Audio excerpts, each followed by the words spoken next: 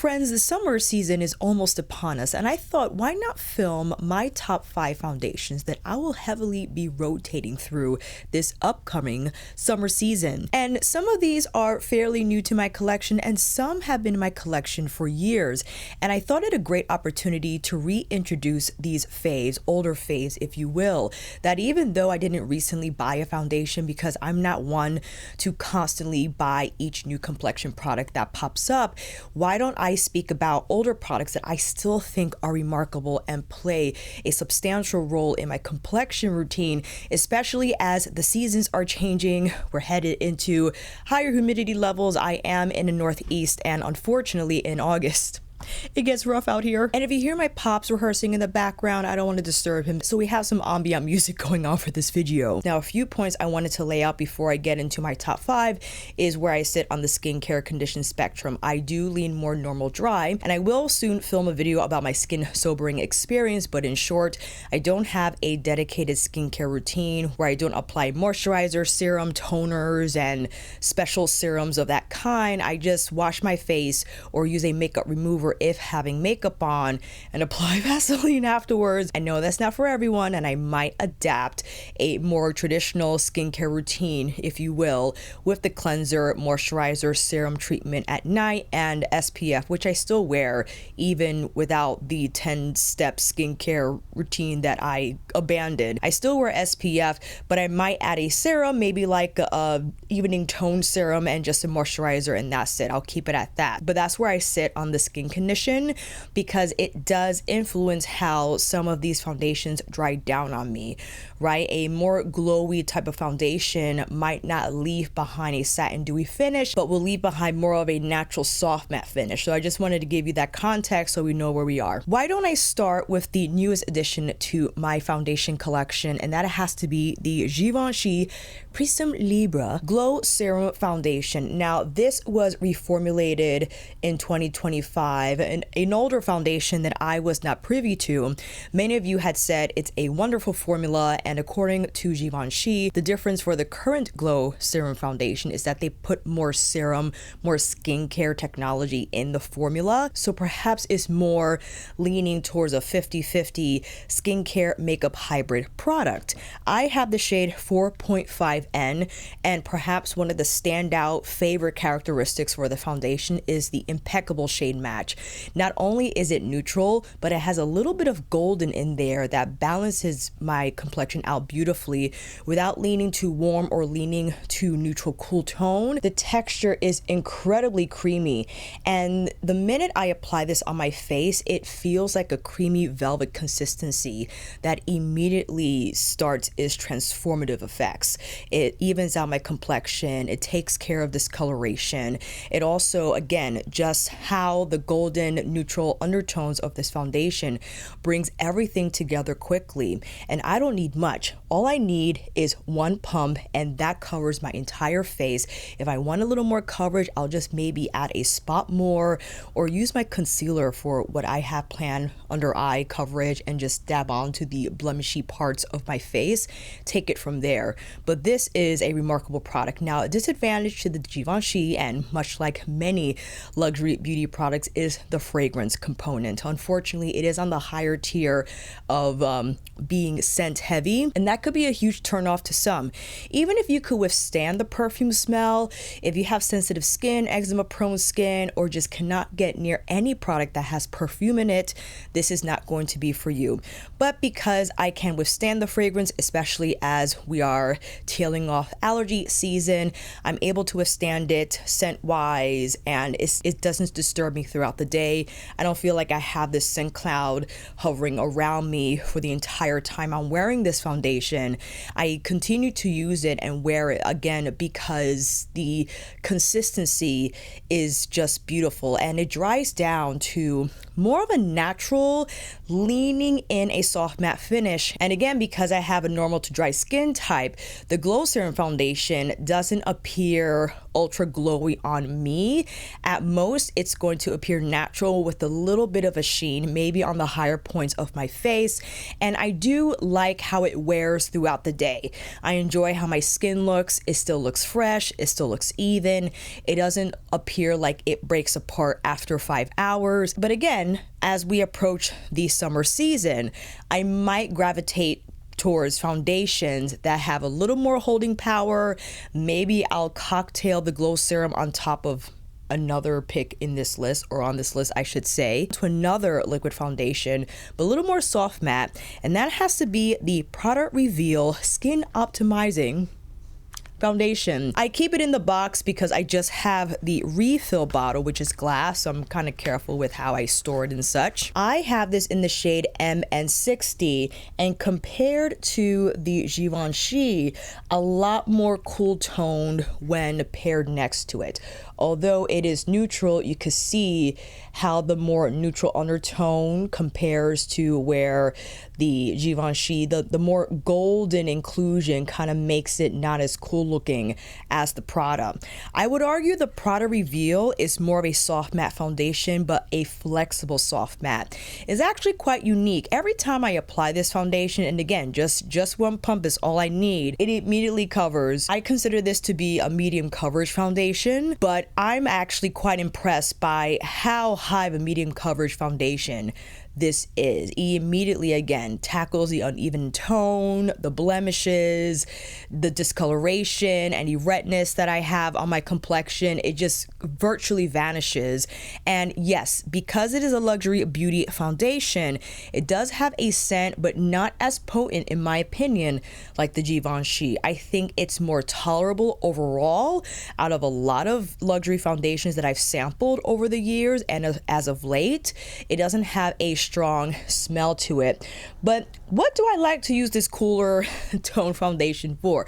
Well, sometimes when I create looks, I like a cooler neutral foundation that can pair with the taupier shadows, with the more neutral colored contours, and the more cooler looking blushes and cooler looking lip combinations, like wearing Ismael's lip liner in Libre, and then maybe pairing that with Prada Beauty's B13 Marron. One of my most favorite combinations, and sometimes having that cooler foundation, and I could pop a photo here. This was for when I was doing some content for Stretch It app. The combination of the gray chair, my gray tank, this cooler foundation, and I think on the eyes I had Charlotte's Super Neutral from the Beautifying Eye Trends collection, and Liberica, Marron. What did I have on my cheeks? I can't remember. Hopefully I can, and I'll let you know down below in the description box. What a great look. And sometimes I like to go that route, and because I am a neutral undertone, I can get away with cooler leaning neutrals and more golden leaning neutrals. I could get away with both. I'm an undertone chameleon, and that's why I kept this foundation. And I'm sure there might be a shade in the lineup in like the warm category that I could try, but I'm afraid because that might make me appear a little too orange, right? So that's why I'm sticking to MN60. I know it's significantly cooler than the 4.5N, the Givenchy, but it surprisingly works out. And in the end, I could just cocktail them together. If I needed a little more golden that day, but I wanted that flexible soft matte finesse from Prada, done. I'm mixing them up. Next is a foundation that is not new, but I actually requested a new jar from Suqqu Europe, and that is what they call the foundation. It has SPF 30, and they also reformulated this a few years ago. I have this in the shade 040. Out of the 5 that I have here on this list, this probably is the highest coverage. It's going to be the most luxe feeling texture. It is in a jar, so it's not as practical as a foundation that's packaged in a bottle or even in a bottle. I can't even think of the word. My apologies. Glitching. A lot of product, right? And perhaps not the most ideal product to travel with, but I could easily, because I have a bunch, put this in a small to-go jar and call it a day. We got the Suqqu for en route. What's remarkable about Suqqu's foundation is, despite how yellow it looks on the initial swatch, the way it finds my own undertone throughout the day and just kind of settles by itself is fascinating. And I speak about this each and every time I describe Suqqu foundation, that it has a way of melding with your undertone that looks natural. It's not selfish in where it doesn't stick to its undertone. That's how it appears in the jar. But once you apply it on your face, it works with your shade. It works with your undertone so that it settles into what I think is just a perfect looking complexion shade when I apply it. A little goes a long way. You see how much product you got from just that small finger swatch. And you have to be careful. And I speak for myself. I have to be careful because I can get a little too heavy-handed when it comes to applying this foundation, right?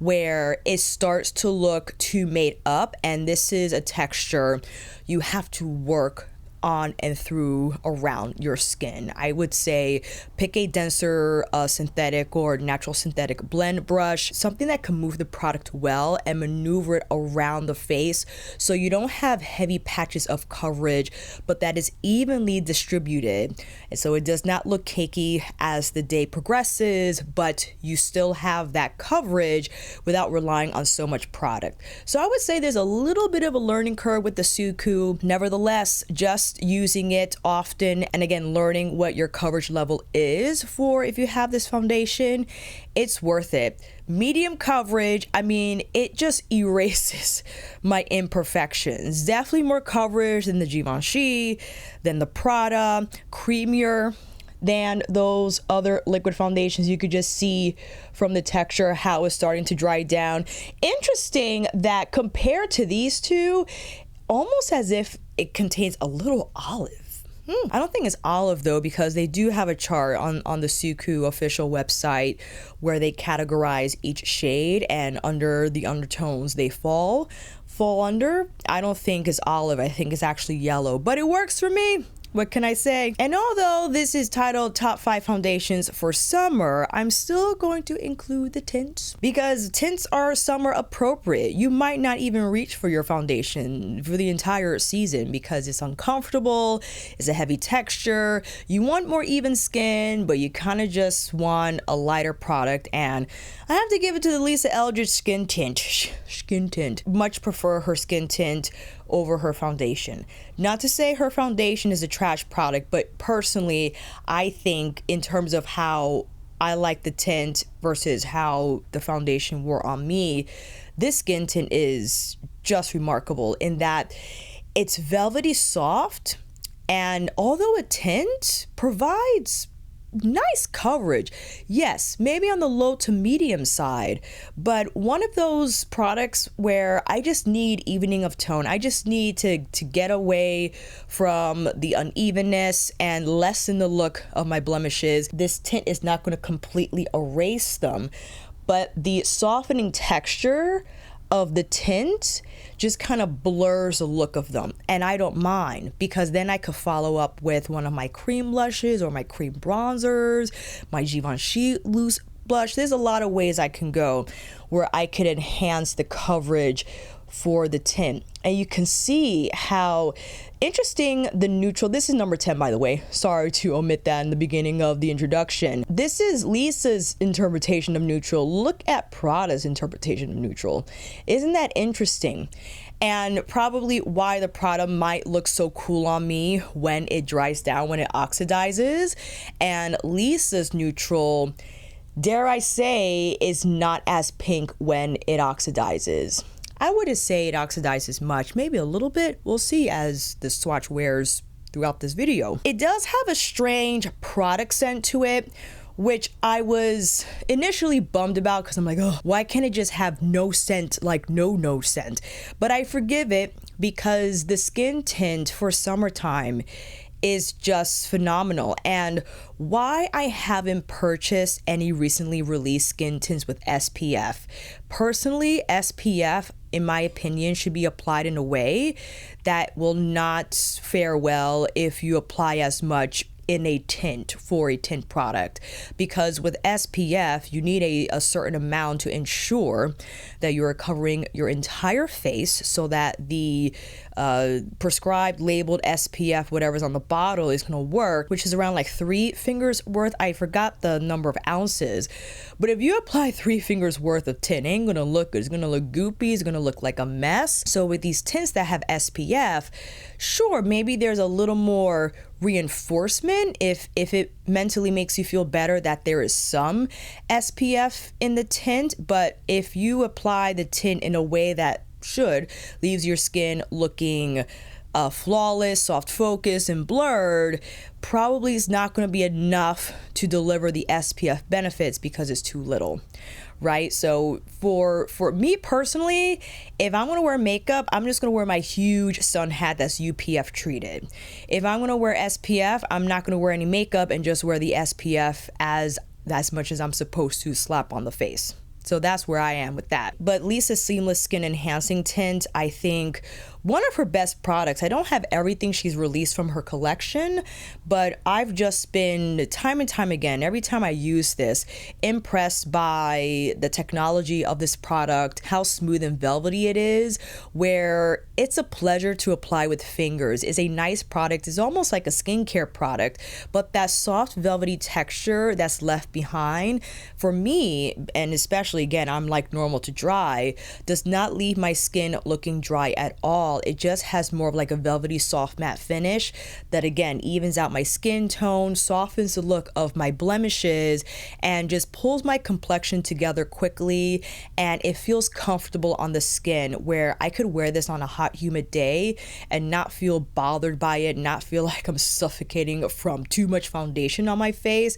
and why I had to keep it in the run. And now we've arrived at the last product, and highlighting the fact that there are just some products that break boundaries that even if they released 5 years ago, and I know that's past the suggested shelf life, I know, don't kill me, it's still in my opinion one of the most remarkably developed formulated complexion products in the industry. Danessa's Blurring Balm Powder. When this first dropped in 2020, people, I feel, didn't know how to interpret it. Is it a cream? Is it cream to powder? Is it a powder only? It has to be one of the most unique, still to this day, complexion products ever released. This is in shade 6, and actually what I have on the face now. Now, I understand that the Blurring Balm Powder is formulated to cater more so the normal to oily, normal combination part of the skin condition spectrum, because it has the Upslite technology and ingredients that combats excess oil and sweat throughout the day so that your skin appears fresh and as if you just applied the makeup, where there's no breakdown, there's no texture, especially if you live in a humid climate, especially if you are oily and through midday you start to look too shiny and greasy. The Blurring Balm Powder helps your skin look more natural, at least if those oils start to break through, because it's going to soak up that excess oil and sweat. It's one of those products where you just start to buff it into your skin and it just starts to transform. It evens out the skin tone, it lessens the look of pores, it lessens the look of blemishes. And because it is almost like a cream moussey product, it's going to have more pore blurring effects than maybe the Suqqu or even the Givenchy. Naturally, more of a soft matte product is going to have a substantially more impactful effect on how your pores look. If something is more glowy and maybe satin of a finish, it might kind of soften the look of pores, but sometimes it enhances it because of that sheen left behind. A soft matte formula is going to erase the look of pores and make them appear more smooth. Probably another reason why users of the blurring balm just can't put it down. And also the shade match is great. It's neutral, or is it golden? I have to double check the product page description. I also have 5 and 7. 7 sometimes I use as like a bronzer around the perimeters of my face, but I've been loving the Hula Wave cream bronzer. That product has just not left my makeup bag. Its rosy bronze tone goes well with everything. And I follow up with the Haus Labs Glassy Balm, the Color Fuse Glassy Balm blush stick in Classy Cinnamon. That combination has been my go-to. Anyway, sorry for the tangent. I'm going to bring blurring balm to my next trip and just reacclimate myself to this product because I haven't used it in a while and I'm going to be in Orlando. So what a great opportunity to put the blurring balm to the test. I'll be indoors most of the time, but it'll be interesting to see how my skin reacts to the extreme temperature changes from when you're like 60-degree AC inside and all of a sudden like 90 degrees and humid on the outside. So it'll be interesting. But I'm going to take the blurring balm powder with me because I think it does an incredible job in evening out my skin tone, softening the look of my blemishes, just having my skin appear smooth and as flawless as it can get. I'm dealing with some breakouts here, but even with that, it just kind of, again, softens the look of those imperfections, and it serves as a wonderful base for cream blush products, because that is a concern for some, especially with the Color Fuse product from Haus Labs, where there were concerns about the longevity because it is a glassy type of a product. It has a glassy finish on the skin, although the product claims to be long wearing. Immediately when you apply something like the Color Fuse Glassy Balm on something like the blurring balm powder, it's going to have a little more reinforcement than if you were to apply this on top of the Givenchy. In my opinion, the Glassy Balm is not going to last as long on the Glow Serum as it will on the blurring balm powder, and I'm going to put that over the test when I'm traveling, but that is my prediction. And if you have already tried that combination, if you have both the Givenchy and the Danessa product as well as the Haus Labs Glassy Balm blush stick, it'll be interesting to know what your input is. But I think those are going to be my 5 that I will have in heavy rotation for the upcoming summer season. I have a feeling though what I'll reach for mostly might be the Prada, the Lisa Eldridge, and the blurring balm. That I probably should get a new one of. Yes, I understand. Don't yell at me in the comments. Just because the nature of these products, again, lean more soft matte. They just feel more comfortable on a hot, sticky day. And to tell you the truth, I might just not wear makeup on those super hot, sticky days. It's not practical. And what I found myself doing last year, the only time I would wear makeup over the summer is if I'm filming like I am here, or if I wanted to go out and just wanted to throw on something quickly. Historically, I would just reach for a tint. But the Prada foundation, in my opinion, it's like a high level tint. It has such a lightweight feel to it that although it is marketed as a foundation, it has like a tint sensibility about it, maybe because of how fluid it is, and something that you could also apply with fingers, and it actually is quite a delight to do so because the way it just kind of sinks into your skin, like it acts almost like a skincare product. It almost feels like the Lisa Eldridge in my opinion. And also you could apply the blurring balm powder with fingers if you just wanted something quick. Danessa demonstrates that all the time on her IG page. Just the ease of application and the overall economic way she approaches her makeup application is great, right? So I think she encourages the user to not be intimidated by any category of makeup, where a lot of her textures, if not all of them, are finger forward, even her complexion ones, where you could just go in with fingers and maybe not on the entire face, but just on portions that need a little more coverage, need a little more evening of tone, and that's it. You call it a day. Maybe you follow up with her blurring balm flush product. That's the blush product from the blurring balm line. I mean, there's so many ways you can go, but I think these 5, depending on how I want to steer the foundation to look, how I want the makeup to appear in terms of inspo and whatnot, these are the 5 that I think I will reach for the most. Now, yes, I did try the Gucci foundation in February, but the shade match was a mess because a 305 and 310, the jump was so crazy. I have to mix both. And I'm definitely not going to buy both. And the Burberry foundation I actually liked. It had more like a liquid quality as the Gucci perhaps, but I ran into some shade match issues there. I love the heck out of their concealer. The concealer in 85 MC I've been using nonstop, and I still have my Gucci concealer that perhaps might be more appropriate for summer because I consider the Gucci concealer to be a little more soft matte than the Burberry. The Burberry is a little more natural in dry down, you know what I mean? Here's a final look at the swatches. They've spent a little time on the arm, and this is what they look true to color when they oxidize. Isn't it crazy how dark the Givenchy becomes? You can see a little more of like that pink undertone in the Prada Beauty.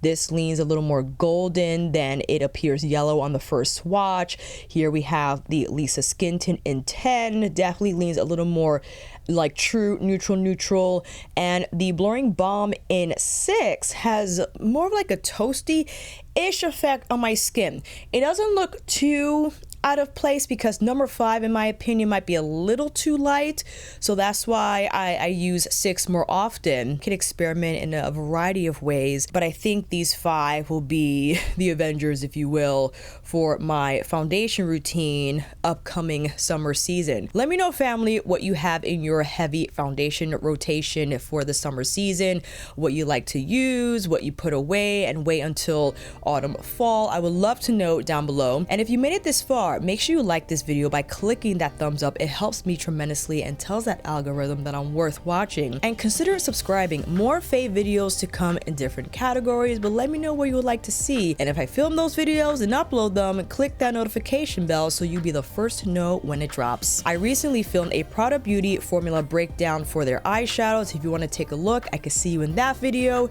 down in the comments for this video, and on here again next time.